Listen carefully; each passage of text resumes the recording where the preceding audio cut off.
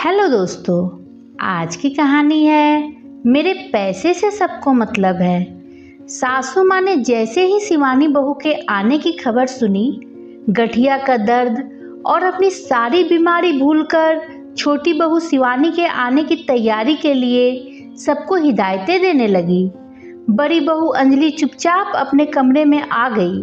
उसकी आंखें भर आई और वह सोचने लगी, 15 साल होने को आए मेरी शादी को और शिवानी को मात्र 5 साल ही हुए हैं। कितने दिन मैं मम्मी जी की ज्यादती बर्दाश्त करूंगी। इस बार मैं चुप नहीं रहूंगी। मम्मी जी से मुझे जो शिकायत है, मुझे उनको इसका एहसास दिलाना ही होगा। कब तक घुटती रहूंगी। मम्मी जी की सर पर अब शिवानी, मेरी छोटी देवरानी भी व्यंग से मुस्कुराते हुए कुछ न कुछ बोल देती है। अंजलि सोचती है, मैं बड़ी हूँ और शिवानी आगरा से साल में एक बार ही आती है। खुशी खुशी चली जाए तो ही अच्छा है। अगर मायके में शादी ब्याह रहा तभी जल्दी आती है। शिवानी मेरे देवर विनय की पत्नी और सासू माँ की आदर्श और प्यारी बहू है। दोपहर की फ्लाइट से शिवानी और विनय आ रहे हैं। उनका कमरा, बाथरूम सब चमचमा रहा है। रसोई से उनके पसंद के व्यंजनों की खुशबू आ रही है। सासू माँ का बस चलता तो दोपहर के फ्लाइट को और पहले ही लैंड करवा देती। अंजलि अपने दोनों बच्चे राहुल और पिंकी को जल्दी से खाना खिला पड़ोस में रहने वाली सहेली के यहाँ खेलने भेज देती है। शिवानी विनय आ गए हैं। सासू माँ उन्हें प्रेम से खाना खिला रही है और अंजलि किचन से गरम गरम फुलके सेक कर दे रही है। सासू माँ कहती है, शिवानी बेटा कितनी कमज़ोर लग रही हो, खाना नहीं खाती ठीक से। हाँ बेटा, तू घर बाहर सब संभालती है। ये सुनकर शिवानी बोली, हाँ मम्मी जी, घर बैठे कैसे 2 रोटी मिलेगी। अंजलि भाभी जैसी मेरी किस्मत कहाँ जो आपका पेंशन भी आए। इतना के बाद भी मम्मी जी आप कमज़ोर और दुबली लग रही हैं। तभी सासू माँ बोली, ये तो सही कहा तूने शिवानी। अरे बेटा, मेरे पैसे से सबको मतलब है। बाहर घर किराए पर लेकर रहना पड़ता तो समझ में आता। सास बहू का ये संवाद सुनकर अब अंजलि के बर्दाश्त की सीमा खत्म हो गई। वो किचन से बाहर निकलकर फट पड़ी, शिवानी तुम भी सुनो और मम्मी जी आप भी सुनिए। हाँ, आपके घर में हम रहते हैं, आपका पेंशन भी हमारे ऊपर खर्च होता है, पर आज मुझे मजबूर होकर ये सब बोलना पड़ रहा है। पापा जी 1 साल बेड पर रहे, हमेशा हॉस्पिटल में एडमिट करना पड़ता था। डायलिसिस के लिए सप्ताह में 2 बार 6 महीने तक ले जाना पड़ता था। बच्चों की परवाह किए बिना मैं 7-8 घंटे हॉस्पिटल में रहती, क्योंकि आपके बेटे को ऑफिस से छुट्टी नहीं मिलती थी। विनय पढ़ाई कर रहा था, सिनेमा देखने, घूमने पति पत्नी साथ जाते हैं, पर 15 साल की शादीशुदा जिंदगी में शायद ही ये पल मुझे नसीब हुआ हो। और शिवानी हनीमून के लिए सिंगापुर गई।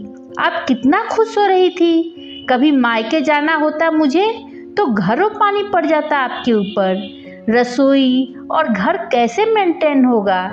2-4 दिन में ही आप लोग मुझे वापस बुला लाते। आपके घुटनों में रोज दर्दनाशक तेल की मालिश करती हूँ, टाइम से दवा देती, सुबह उठते ही गर्म पानी और चाय लेकर खड़ी रहती हूँ, आपका बिस्तर ठीक करती हूँ, जो खाने को बोलती है तुरंत बना के देती हूँ। और शिवानी जिस पर आप अपना प्यार लुटाती हैं, मीठी मीठी बातें करती है, 2 साड़ी लाकर दे देती है और अपना कर्तव्य पूरा कर लेती है। मेरे लिए आप तीज में जो साड़ी देती हैं, सर माथे लगा पसंद नहीं आने पर भी पहन लेती हूँ। पर शिवानी को इतनी महंगी कांजीवरम आपने कितना खुश होकर खरीदा था।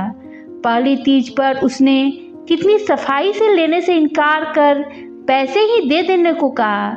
तब से शिवानी को पैसे ही देती हैं। क्यों मम्मी जी, दूर के ढोल इतने सुहावने हो जाते हैं कि हमारा सब कुछ किया धरा बेकार हो जाता है। आप हमेशा रेंट और पेंशन का ताना देती हैं। माफ़ कीजिएगा, क्या आपके ऊपर कोई खर्च नहीं होता? पिछले महीने सोडियम पोटेशियम की कमी हो गई थी, आपको डिहाइड्रेशन हो गया था, बच्चों की परीक्षा थी, सब छोड़कर 4 दिन हॉस्पिटल में रही आपके साथ।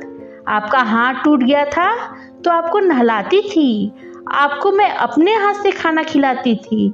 कौन सी बहू और कौन सी बेटी आई थी आपकी सेवा करने?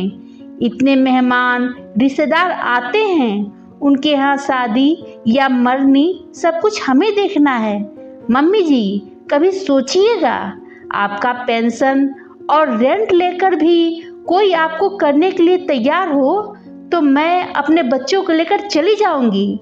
शादी के पहले मैं स्कूल में पढ़ाती थी, पर शादी के बाद ससुर जी की बीमारी और घर की जिम्मेदारी के कारण मुझे नौकरी छोड़नी पड़ी थी। ये तो आपको याद होगा। और शिवानी, छोटी हो, सम्मान दोगी तो प्यार मिलेगा, वरना तुम अपने रास्ते, मैं अपने रास्ते। अंजलि रोते रोते सारी शिकायतें जो उसके दिल में सासू माँ और शिवानी को लेकर थी कह दी। सासू माँ और शिवानी को ये उम्मीद नहीं थी, वे दोनों शॉक्ड थी। अंजलि रोते रोते कमरे में आ गई। उसके पति और बच्चे भी आ गए थे। वे लोग अंजलि को संभालने लगे, लेकिन अंजलि की रुलाई रुक नहीं रही थी। घर में अजीब सा सन्नाटा पसरा हुआ था, पर अंजलि आज बहुत हल्का महसूस कर रही थी और देवरानी अगली बगली झांकने लगी कि कहीं सास को उसे ना रखना पड़ जाए, क्योंकि दूर से प्यार जताने में और पास रखकर खिदमत करने में बहुत फर्क होता है। और हमेशा वही रिश्ते अच्छे लगते हैं जो बस प्यार जता देते हैं और करते कुछ नहीं, और जो दिन रात हमारे लिए करते हैं वो कभी अच्छे नहीं लगते हैं। एक कहावत है ना, दूर का ढोल हमेशा सुहाना होता है। सास को भी इस बात का एहसास हो गया था। दोस्तों, आपको ये कहानी कैसी लगी कमेंट कर बताइए। कहानी पसंद आई हो तो लाइक शेयर करिए और मेरे चैनल को सब्सक्राइब करना ना भूलिए। धन्यवाद दोस्तों।